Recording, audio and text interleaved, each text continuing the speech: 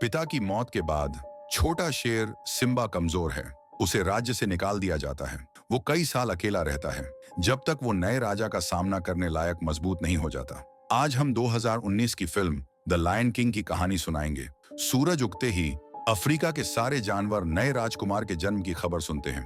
राजा Mufasa का सम्मान करने जानवर राजा के पत्थर पर इकट्ठा होते हैं। राफीकी छोटे सिम्बा के माथे पर निशान लगाता है और उसे भविष्य का नेता बताता है।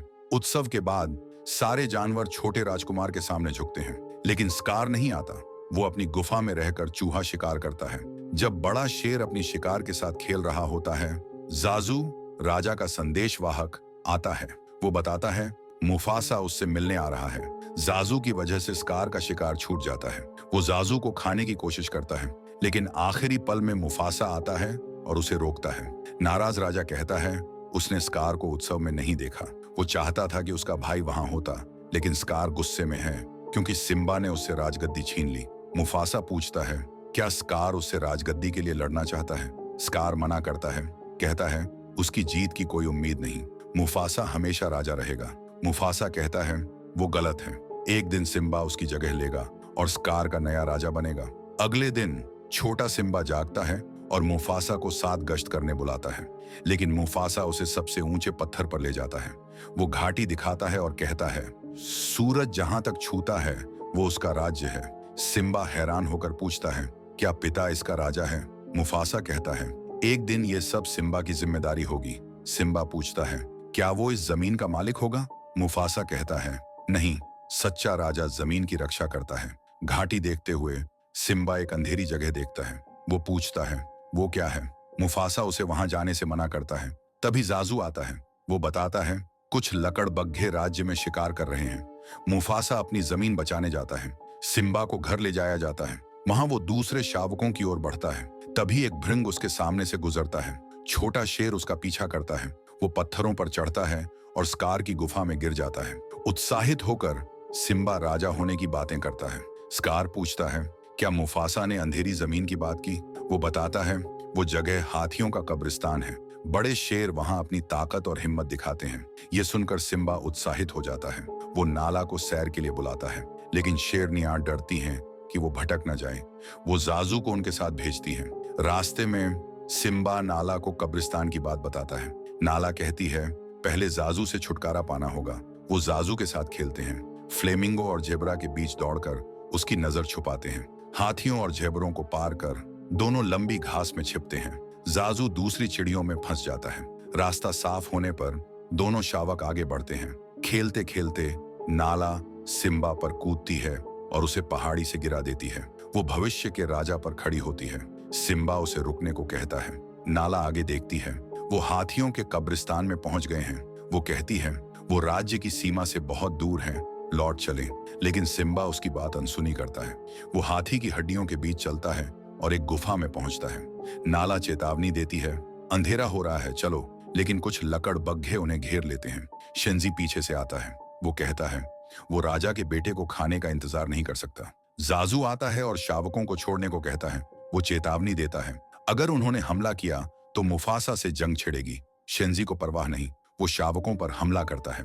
जाजू उसके मुंह पर पंजा मारता है। इस मौके का फायदा उठाकर शावक एक जमीन के नीचे सुरंग में भागते हैं, लेकिन वो फिर भी लकड़बग्घों के बीच निकलते हैं। जब वो फंस जाते हैं, मुफासा आता है। वो गुस्से में लकड़बग्घों पर हमला करता है। सब पीछे हटते हैं। राजा कहता है दोबारा मेरे बेटे के पास मत आना। शेंजी मान जाता है। मुफासा शावकों को राज्य ले जाता है। सुरक्षित होने पर वो जाजू से नाला को घर ले जाने को कहता है। वो सिम्बा से अकेले बात करता है। वो कहता है सिम्बा ने राज्य के भविष्य को खतरे में डाला। गंभीर बात के बाद मुफासा अपने बेटे के साथ खेलता है ताकि माहौल हल्का हो। थकने पर मुफासा अपने बेटे के साथ तारे देखता है। वो कहता है पुराने महान राजा वहां रहते हैं जो आज के राजाओं को रास्ता दिखाते और रक्षा करते हैं। आधी रात को स्कार हाथियों के कब्रिस्तान में लकड़बग्घों से बात करने जाता है। वो समझते हैं मुफासा बदला लेने आया। वो लड़ने को तैयार होते हैं। स्कार को पहचानने पर वो कहता है उसे अंधेरी जमीनों में भुखमरी की खबर मिली, इसलिए उसने 2 शावकों को उनके लिए भेजा, लेकिन छोटा शेर जिंदा लौट आया। भूखे लकड़बग्घे कहते हैं वो उसे खा जाएंगे। स्कार जवाब देता है वो उन्हें और ज्यादा दे सकता है। शेंजी पूछता है वो किस बारे में बात कर रहा है। स्कार कहता है अगर वो उसे नया राजा बनाने में मदद करें तो वो उनके पेट हमेशा भरे रखेगा। वो कहता है मुफासा को हटाना होगा।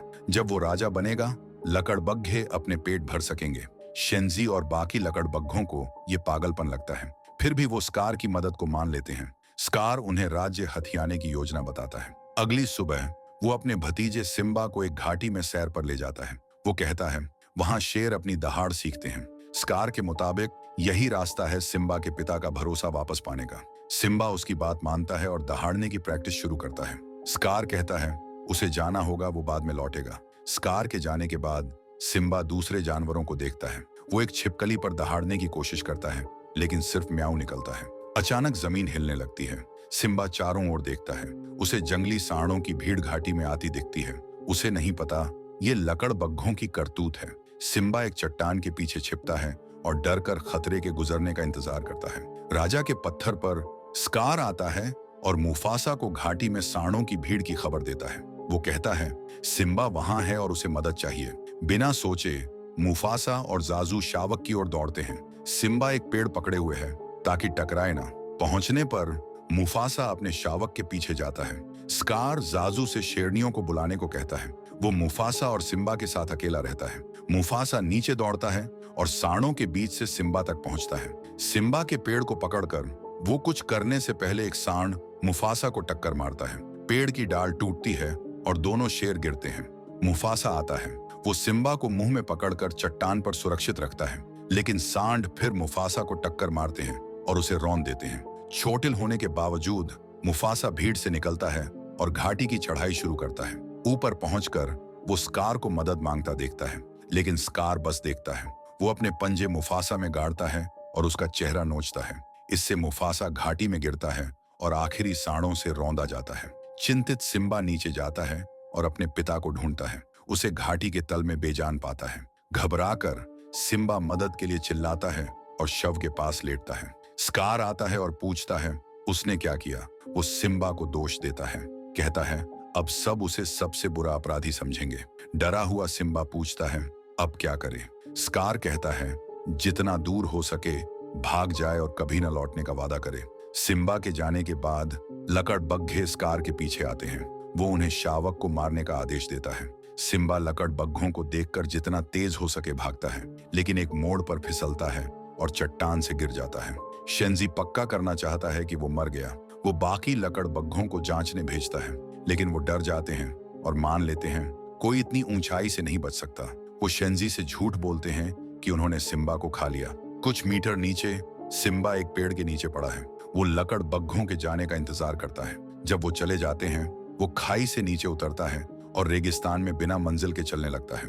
राजा के पत्थर पर स्कार अपने भाई और भतीजे की मौत पर भाषण देता है। वो कहता है वो समय पर घाटी नहीं पहुंच सका, फिर भी वो कहता है बिना नेता नहीं चलेगा और राजगद्दी ले लेता है। खुद को राजा बताने के बाद स्कार कहता है ये काम अकेले के लिए बहुत है। वो लकड़बग्घों को अपने साथ शासन करने बुलाता है। रेगिस्तान में सिम्बा कई दिन अकेले चलता है। थक कर वो गर्म रेत पर लेट जाता है। कुछ घंटों बाद गिद्ध उसे खाने आते हैं, लेकिन एक जंगली सुअर उन्हें भगाता है। गिद्ध उड़ने के बाद दांत वाला सुअर सिम्बा के पास जाता है। उसके सिर पर एक मीरकट सिम्बा को देखता है और पाता है वो जिंदा है। डर कर टिमोन चट्टान के पीछे छिपता है। पुम्बा कहता है वो अभी शावक है। वो उसकी देखभाल करने का सुझाव देता है। वो कहता है बड़ा होने पर सिम्बा उनकी रक्षा करेगा। सिम्बा उठता है। जंगली सुअर और मीरकट अपना परिचय देते हैं। वो पूछते हैं वो यहाँ कैसे आया, लेकिन सिम्बा इस बारे में बात नहीं करना चाहता। वो चलता रहता है। टीमन उसकी उदासी देखता है। वो कहता है सिम्बा भविष्य बदल सकता है। वो उसे हकुना मटाटा सिखाता है, यानी बिना परेशानी की जिंदगी। सिम्बा अपने नए दोस्तों के साथ एक खूबसूरत घाटी में जाता है। वहां पास में झरना है। सिम्बा कहता है उसे भूख लगी है। टीमन कहता है उसे खाने की आदत बदलनी होगी। अब वो झेबरा या हिरण नहीं खाएगा। टीमन दिखाता है। पुम्बा एक संदूक खोलता है जिसमें कई कीड़े हैं। सब उन्हें खाने लगते हैं।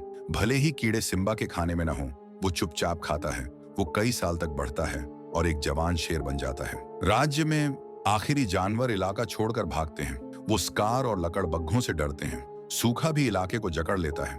राजा के पत्थर से नाला ये सब देखती है। वो कुछ करना चाहती है, लेकिन उसकी माँ मना करती है। तभी जाजू आता है। वो आखिरी झुंडों के भागने की खबर देता है, लेकिन लकड़बग्घे उसे खाने की कोशिश करते हैं। वो भागता है। स्कार बाकी शिकारियों के साथ आता है और साराबी से बात करने को कहता है। नाला को अच्छा नहीं लगता, फिर भी मुफासा की विधवा स्कार से बात करने जाती है। स्कार उसे दावत में शामिल होने को कहता है। साराबी कहती है वो ज्यादा शिकार कर रहा है, इसलिए सारे जानवर राज्य छोड़ रहे हैं। स्कार जवाब देता है उसने सिर्फ अपनी शिकार की तरकीबें सुधारी हैं। अपनी सेना के साथ स्कार कहता है वो उसे इसके लिए नहीं बुलाया, वो उसे फिर से रानी बनने का मौका देना चाहता है। वो कहता है दूसरी शेरनियां सराबी की बात मानती हैं और उसे ठुकराती हैं। सराबी उसकी बात ठुकरा देती है। सजा में स्कार कहता है अब लकड़बग्घे शेरनियों से पहले खाएंगे। वो ज्यादा खाना नहीं छोड़ते। नाला इसे स्वीकार नहीं करती। वो सबके सोने का इंतजार करती है और मदद मांगने के लिए राज्य से भागने का फैसला करती है। अंधेरे का फायदा उठाकर वो चट्टानों से चुपके निकलने की कोशिश करती है, लेकिन स्कार जाग जाता है और हवा में उसकी गंध सूंघ लेता है। वो जानना चाहता है कौन भाग रहा है। वो उसका पीछा करता है और लगभग उसे ढूंढ लेता है, लेकिन जाजू आखिरी पल में आता है और स्कार का ध्यान भटकाता है। वो उसे दूर ले जाता है ताकि नाला भाग सके। दूर सिम्बा छोटे शिकारी की तरह जीता है। वो टीमन और पुम्बा के साथ दीमक खाता है। पूरे दिन खाने के बाद तीनों तारे देखने लेटते हैं। टीमन कहता है तारे बड़े जुगनू हैं। वो सिम्बा से पूछता है वो क्या सोचता है। सिम्बा बताता है उसके पिता ने कहा था पुराने महान राजा तारों में रहते हैं और जिंदा लोगों की रक्षा करते हैं। टीमन और पुम्बा उसकी बात पर हंसते हैं। सिम्बा नाराज होकर अकेले कीड़े खाने चला जाता है। वो तारे देखने लेटता है। तभी उसकी माँ ने से बालों का गुच्छा निकलता है और पास की नदी में गिरता है। पानी में एक चिड़िया उस गुच्छे को उठाती है और अपने घोंसले के लिए उड़ जाती है। प्रकृति के चक्र में सिम्बा के माने का टुकड़ा अफ्रीका में घूमता है। आखिर में वो रफीकी के हाथ लगता है। वो तुरंत समझता है ये मुफासा के बेटे का है। सिम्बा किसी चमत्कार से जिंदा है। अगली सुबह टीमन, पुम्बा और कुछ जानवर जंगल में चल रहे हैं। तभी नाला घास से निकलती है और उन्हें खाने की कोशिश करती है। पुम्बा डरकर भागता है, लेकिन शेरनी बहुत तेज है। वो जानता है वो नहीं बच पाएगा। कोई रास्ता न देख पुम्बा नाला को सिम्बा की ओर ले जाता है। सिम्बा अपने दोस्त को बचाने के लिए बीच में आता है। एक दूसरे को पहचाने बिना दोनों शेर लड़ने लगते हैं। नाला सिम्बा को वैसे ही गिराती है जैसे बचपन में गिराया था। सिम्बा उसे पहचान लेता है। उत्साहित होकर वो कहता है नाला को यहाँ रहना पसंद आएगा। यहाँ खाने की कोई कमी नहीं। लेकिन नाला चेतावनी देती है स्कार लकड़बग्घों के साथ राज कर रहा है। वो मुफासा के बेटे से मदद मांगती है। सिम्बा को अभी भी अपनी गलती का बोझ है। वो कहता है यही उसका घर है। वो नाला को अपनी नई जगह दिखाता है। सिम्बा का नया राज्य देखकर नाला इसकी खूबसूरती से मंत्रमुग्ध हो जाती है। फिर भी वो पूछती है सिम्बा घर क्यों नहीं लौटा। वो बताती है स्कार ने राज्य की जमीन बर्बाद कर दी। वो सिम्बा से अपने चाचा से लड़ने को कहती है। सिम्बा कहता है वो कुछ नहीं बदल सकता। नाला कहती है सिम्बा स्वार्थी हो गया है, उसे ढूंढना उसकी गलती थी। वो चली जाती है। बाद में सिम्बा अकेला रहना चाहता है। वो नाला से मिलने के बारे में सोचते हुए सैर पर जाता है। रास्ते में उसे रफीकी मिलता है। सिम्बा उसे नहीं पहचानता और सामान्य जानवर की तरह बर्ताव करता है। अकेले रहने की चाह में वो बंदर से जाने को कहता है। रफीकी कहता है उसे सिम्बा को खुद को ढूंढने में मदद करनी है। सिम्बा को लगता है बंदर पागल है। वो आगे बढ़ता है। तभी रफीकी कहता है उसने मुफासा के बेटे को गोद में उठाया था। सिम्बा पूछता है क्या वो उसके पिता को जानता था। रफीकी कहता है वो अभी भी जानता है क्योंकि मुफासा जिंदा है। वो सिम्बा को अपने साथ चलने को कहता है। उम्मीद से भरा सिम्बा उसका पीछा करता है। वो नदी के किनारे पहुंचते हैं। रफीकी कहता है मुफासा इंतजार कर रहा है। वो सिम्बा को पानी के पास जाने को कहता है। सिम्बा पानी के पास जाता है। रफीकी पूछता है क्या वो देख सकता है। वो कहता है मुफासा उसके अंदर जिंदा है। तभी आकाश में बड़ा तूफान बनता है। मुफासा उसमें से बात करता है। वो कहता है सिम्बा को जीवन के चक्र में अपनी जगह लेनी होगी और राजा बनना होगा। मुफासा कहता है वो हमेशा उसके साथ था। सिम्बा को याद रखना होगा कि वो कौन है। पिता की बातों से भावुक होकर सिम्बा अपने राज्य लौटने का फैसला करता है। वो नाला के पीछे दौड़ता है। रेगिस्तान में घंटों दौड़ने के बाद वो नाला को ढूंढता है। वो कहता है उन्हें घर लौटना होगा। दोनों घाटी तक दौड़ते हैं। वहां सिम्बा देखता है उसका राज्य क्या बन गया है। उसे पिता की बात याद आती है। सूरज जहां छूता है उसकी रक्षा करनी है। तभी जाजू आता है। वो राजकुमार को फिर से देखकर खुश होता है। टीमोन और पुम्बा भी आते हैं। वो कहते हैं वो सिम्बा के साथ लड़ेंगे और हर जरूरत में उसका साथ देंगे। सब मिलकर लकड़बग्घों की हरकतें देखते हैं। सिम्बा कहता है उनके पास कोई और रास्ता नहीं, वो जिंदा चारा इस्तेमाल करेंगे। टीमन को ये भूमिका निभानी होगी। वो लकड़ बग्घों को दूर लुभाएगा। पेड़ से सब देखते हुए रफीकी अपनी पुरानी छड़ी उठाता है और लड़ाई की तैयारी करता है। राजा के पत्थर पर स्कार सराबी से बात करता है। वो उसे फिर से रानी बनने को मनाने की कोशिश करता है, लेकिन सराबी कहती है वो मुफासा के सामने कुछ भी नहीं। नाराज होकर स्कार सराबी पर हमला करता है, लेकिन सिम्बा समय पर आता है।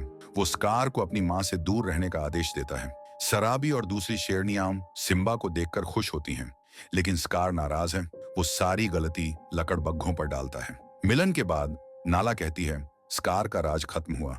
वो शेरनियों को सिम्बा के साथ लड़ने को बुलाती है। चालाक स्कार कहता है हिंसा की जरूरत नहीं। वो कहता है उसे अपने परिवार के किसी को मारने की जिम्मेदारी लेना पसंद नहीं, जैसे सिम्बा ने लिया। नाला हैरान होकर पूछती है वो किस बारे में बात कर रहा है। स्कार सिम्बा पर दबाव डालता है कि वो कबूल करे उसने मुफासा को मारा। सिम्बा अपनी गलती मान लेता है। स्कार उसे भयानक गालियां देना शुरू करता है। सिम्बा चट्टान के किनारे फंस जाता है। पीछे हटते हुए वो फिसलता है और लगभग गिर जाता है। वो चट्टान पर लटकता है। तभी बिजली चमकती है। सूखी घास में आग लग जाती है जो सिम्बा के नीचे फैलती है। राजा के पत्थर पर स्कार अपने भतीजे को लटकते देखता है। वो कहता है ये जगह बहुत जानी पहचानी है। वो कहता है जब मुफासा मरा तब भी ऐसा ही था। वो कहता है उसने पुराने राजा की आंखों में डर देखा, जैसा अब सिम्बा में देखता है। वो सिम्बा के पास अपने पंजे रखता है और उसके कान में फुसफुसाता है। वो कबूल करता है उसने मुफासा की जान ली। गुस्से में सिम्बा स्कार के चेहरे पर काटता है। वो चट्टान पर वापस चढ़ता है और अपने चाचा से भिड़ता है। स्कार उसे अपनी जान लेने का इल्जाम लगाता है। सराबी कहती है स्कार हमेशा कहता था कि वो घाटी में देर से पहुंचा, लेकिन अब उसने कबूल किया। उसने मुफासा की आंखों का डर देखा। स्कार का झूठ खुल जाता है। वो लकड़ बग्घों को सबको मारने का आदेश देता है। नाला शेरनियों को जवाबी हमला करने को बुलाती है। दोनों प्रजातियों के बीच जंग शुरू हो जाती है। दूर टिमोन और पुम्बा एक गुफा में छिपते हैं। उन्हें लगता है वो लकड़ बग्घों से बच गए, लेकिन वो गलत है। अचानक शिकारी जानवर उनके पीछे आते हैं। टिमोन को मजबूरन हमला करना पड़ता है। इससे लकड़ बग्घे पीछे हटते हैं। राजा के पत्थर पर शेर और लकड़ बग्घे लड़ते रहते हैं। आग और फैलती है। जंग के बीच शेंजी नाला को देखता है। वो कहता है वो सालों से इस खाने का इंतजार कर रहा था। नाला जवाब देती है वो अब बच्ची नहीं, वो तैयार है। वो पूरी ताकत से लकड़ बग्घे पर हमला करती है। आकाश से जाजू अपने दुश्मनों पर हमला करता है ताकि उनका ध्यान भटके, लेकिन वो फंस जाता है। राफिकी अपनी छड़ी से लकड़ बग्घों के सिर पर मारकर उसे बचाता है। फिर भी शेरों की संख्या कम है। शेंजी नाला को लगभग हरा देता है, लेकिन नाला उसकी गर्दन काटती है और उसे चट्टान से फेंक देती है। उसी तरह दूसरी शेरनियां भी लकड़ बग्घों को हरा देती हैं। लकड़ बग्घे जानते हैं वो जीत नहीं सकते। वो भागने का फैसला करते हैं। दूर से सब देखते हुए स्कार भी भागने की कोशिश करता है, लेकिन सिम्बा उसे नहीं छोड़ता। वो उसका पीछा करता है। स्कार पहाड़ की चोटी पर फंस जाता है। भागने का कोई रास्ता नहीं। स्कार रहम मांगता है। वो कहता है लकड़ बग्घों ने उसे ऐसा करने को मजबूर किया। वो उन्हें गंदे जानवर कहता है और कहता है वो उन्हें मारने वाला था। उसे नहीं पता लकड़ बग्घे उसकी बात सुन रहे हैं। सिम्बा उस पर यकीन नहीं करता। स्कार भावुक बातें करता है और रहम मांगता है। सिम्बा मान जाता है। वो स्कार से कहता है राज्य छोड़कर भाग जाए और कभी न लौटे, जैसा स्कार ने उसे बच्चे में कहा था। स्कार उसकी बात मानने का नाटक करता है। वो जाने लगता है, लेकिन सिम्बा के चेहरे पर गर्म कोयले फेंक देता है। सिम्बा अपने चाचा के पीछे जाता है। दोनों लड़ने लगते हैं। आखिर में स्कार ऊपर से गिरता है, जैसा उसने मुफासा के साथ किया। ऊंचाई के बावजूद स्कार बच जाता है। नीचे वो बचे हुए लकड़ बग्घों से मिलता है। हमेशा की तरह वो उन्हें धोखा देने की कोशिश करता है, लेकिन उन्होंने उसकी सारी बातें सुन ली।